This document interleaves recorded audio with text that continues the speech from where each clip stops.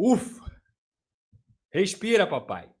Alô, alô, respira, papai. Respira, porque foi difícil. Sim. Então a nossa relação ficou um pouco estremecida, sabe? E tem esse negócio de renovação, que tu tá vacilando também, que você não responde. E quando responde, vai pedindo um salário astronômico. Léo Jardim, perdão, irmão. Me perdoa, tá? É... Me perdoa. Você tem que ficar, tá bom? Isso acontece, cara, nas melhores relações. Você sabe que eu sempre fui completamente apaixonado pelo seu futebol, apaixonado pela forma como você é decisivo, sabe? Então, me perdoa, cara, se você ficou chateado. É porque, assim, a gente também se chateia, mas no fundo, a gente quer que você fique, cara. Então, Léo Jardim, muito obrigado, Léo Jardim. Espero que você pense bem e aceite a proposta do Vasco, Léo. A gente está falando de uma equipe que joga a Série B, que já está acostumado, não é uma equipe que fica indo para a Série C, D. Tudo bem, não tem nível de Série A, mas é uma equipe que está constante na Série B. É uma equipe que vai evoluindo a cada dia. Eu acho que tem muitos jogadores ali, inclusive, que já passaram por grandes clubes.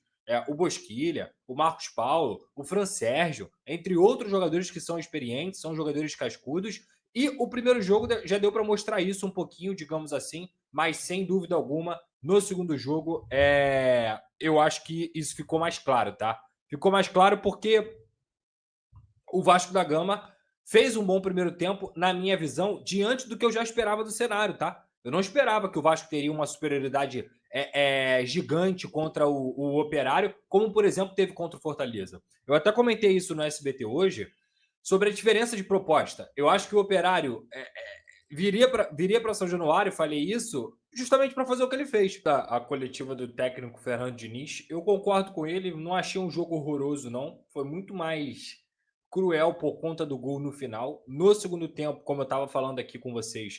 Aliás, muito obrigado a todo mundo que está acompanhando o canal do Pedrosa. Deixe seu like, ative as notificações, se inscreva por aqui também e me siga nas redes sociais, canal do Pedrosa, LucasPedrosa94, Pedrosa lá no Twitter, beleza? No segundo tempo, até os 25 minutos, o Vasco claramente demonstrou o cansaço. E é um cansaço, é uma preparação física que, infelizmente, vem sendo a marca desse Vasco na maioria dos jogos na temporada.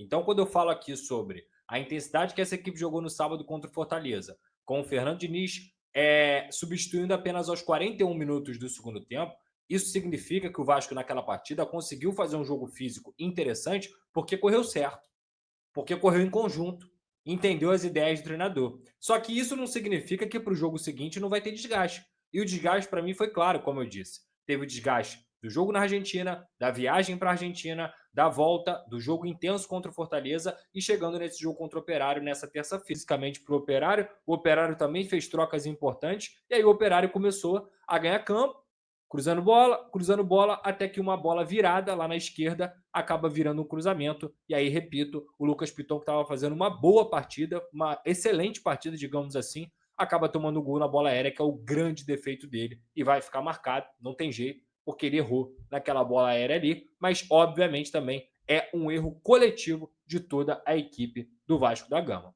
E quando o empate sai, aí o torcedor já volta-se imediatamente para o personagem da partida. Porque, tirando o Léo Jardim, que é obviamente o principal personagem, o Lloyd acabou se tornando um dos principais personagens da partida, pelo bem e pelo mal.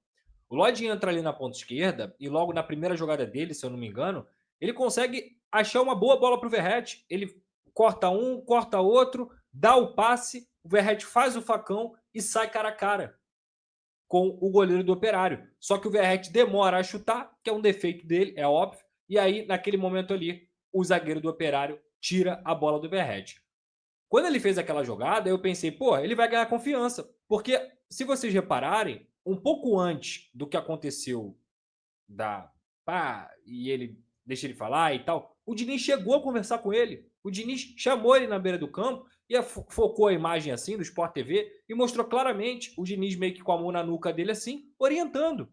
E na minha visão também, na minha percepção, ele estava dando confiança para o Lloyd, porque a torcida teve uma bola que o Lloyd perdeu, já começou a falar no ouvido do Lloyd, e aí naquele momento ali ele começa também a perder confiança. Cara, quem sou eu para falar na torcida do Vasco? A torcida do Vasco não pode ser criticada em momento algum. Mas já há uma falta de paciência com o Lloyd por outras partidas, pela displicência dele que vem de outros jogos. Tem jogos que ele joga bem e tem jogos que ele joga mal. Mas na maioria deles, ele está displicente. Eu acho que o único jogo não displicente que o Lloyd fez com a camisa do Vasco foi contra o Palmeiras.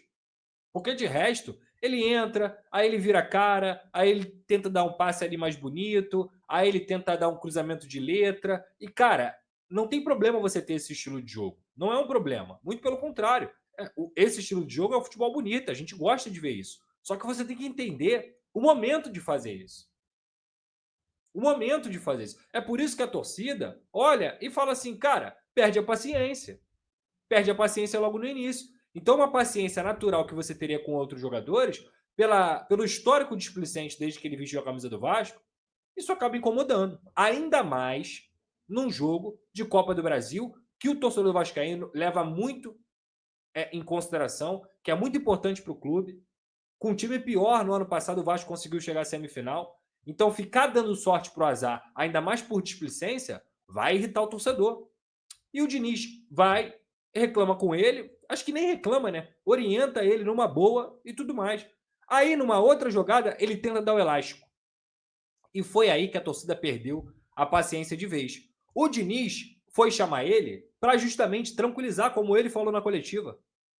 Lloyd, vem aqui. E eu acredito realmente que ele não ia dar nenhum esporro federal no Lloyd naquele momento ali. Por quê? Porque quando ele quer dar esporro, ele grita e, desculpa a palavra, foda-se. Ele grita e não quer saber de nada, como o Ryan falou naquele momento. Mas não, se ele chamou próximo, seria para conversar. E o Lloyd, de maneira totalmente equivocada, se recusa a receber a instrução do professor. Então, assim, cara, eu sei que deve ser chato pra cacete você ficar ouvindo o Fernando Diniz no teu ouvido o tempo inteiro. Eu sei que pra jogar bola, tu ficar ouvindo alguém falando na tua cabeça é muito ruim também o tempo inteiro, porque, porra, se você tem que raciocinar para tomar decisões e você ainda tem alguém falando no teu ouvido qual decisão você deve tomar, isso prejudica. Isso é chato, tá? Isso é chato. Só que assim, o soberano no campo é o treinador. Se o treinador tá te orientando para fazer o que você deve fazer, é porque ele tá vendo o jogo de fora, é porque ele é comandante e porque ele tá enxergando o jogo de uma outra maneira. E eu digo isso usando o exemplo, por exemplo, é óbvio, né? Do Ryan. Onde que sai o gol do Ryan? O gol do Ryan sai lá na esquerda. Sabe por quê? Porque o Diniz não tá deixando o Ryan preso na direita. Ele faz o Ryan flutuar a ponto do Ryan conseguir ser influente no jogo de todas as maneiras, porque ele tem força física, ele tem velocidade, ele é um garoto alto que consegue brigar, seja por uma bola no alto ou até mesmo fazer a pressão sem bola, que é uma coisa que eu sempre cobrei do Ryan aqui. Essa postura sem bola dele é uma postura que ele vai evoluir. 18, 19 anos, naturalmente ele vai evoluir, mas ele deveria evoluir. Porque para você jogar hoje, não tem como você jogar achando que você só tem que ter a bola. E o Ryan, por vir da base também, que não tem uma exigência tão grande assim, não estava acostumado. Não estava acostumado a, marcar a jogar sem bola. E se ele não aprender a jogar sem bola, ele não vai conseguir praticar o futebol profissional. Então o Fernando Diniz, obviamente, orientou o Ryan nos treinos, nos jogos, no esporro, como ele mesmo disse na entrevista, orientou, cara, tem que marcar. Tem que ter outra postura. E adivinha como é que sai o gol do Vasco no jogo? O Ryan lá na esquerda, tendo liberdade, porque o jogo do Diniz não é posicional, na verdade é o contrário disso, é um jogo completamente associativo, de superioridade numérica, de busca por jogadores naquele setor, e o Ryan está lá na esquerda, o Luiz Gustavo dá o passe, um passe que até tinha uma boa intenção, mas conta com a falha do zagueiro, mas porque o Ryan acreditou da equipe. Então, assim, essa postura de o treinador te chamar para você para poder te passar informação e você se negar, isso não é uma postura profissional. Isso não é uma postura de um jogador que recebe bem, que acabou de ser contratado, que está recebendo uma oportunidade com o novo treinador. Isso não é a postura decente, sabe? E eu estou dizendo isso sem contar a parte que eu vou chegar, que é a mão na orelha, que é deixa ele falar. Cara, isso não existe. Se o teu treinador tá te chamando para te dar uma orientação, meu amigo, não é para você apenas. Você tem que pensar no bem maior. É no clube. Então, se o torcedor já estava pegando no pé dele por conta da displicência dele e ele ainda toma essa atitude, que eu considero pelo menos bem ruim, não dá. Eu não vou ficar aqui falando, rescinde o contrato do Lloyd. Cara, o futebol não é ciência exata. O futebol, ele você não lida com máquina. Você não lida com robô. Você está lidando com ser humano. E gerir pessoas é um dos grandes desafios do futebol hoje, quando você está falando de futebol profissional. Porque a pressão é enorme na cabeça, porque cada atleta tem um pensamento, cada atleta tem e sente de uma forma. Então, assim, isso aqui não é passando a mão na cabeça do Lloyd. Agora, rescinde o contrato do Lloyd, fora Lloyd. Cara, não sou desse time.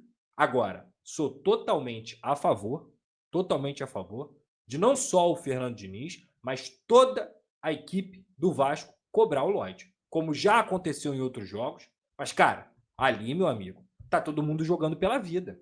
O jogador brasileiro, o jogador argentino, a cultura do futebol sul-americano é entrar em campo para jogar pela vida. Sabe por quê? Se o Vasco é eliminado pro Operário, se o Léo Jardim não faz os milagres que ele fez, amanhã, meu camarada, tá todo mundo sendo cobrado, tá todo mundo sem poder sair de casa, sem poder dar um rolê no shopping com a família, tá todo mundo sendo xingado em rede social, tá todo mundo sendo xingado em estádio.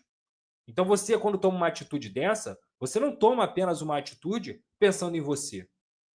Você está prejudicando o todo. E isso não é ser profissional. Isso não é ser profissional. Isso não é ser atleta profissional e ter um pensamento também coletivo. E o Lucas Pedrosa analisou um pouquinho sobre a situação envolvendo Lloyd Augusto. Ele fez esse gesto assim para o Fernando Diniz e acabou pegando muito mal.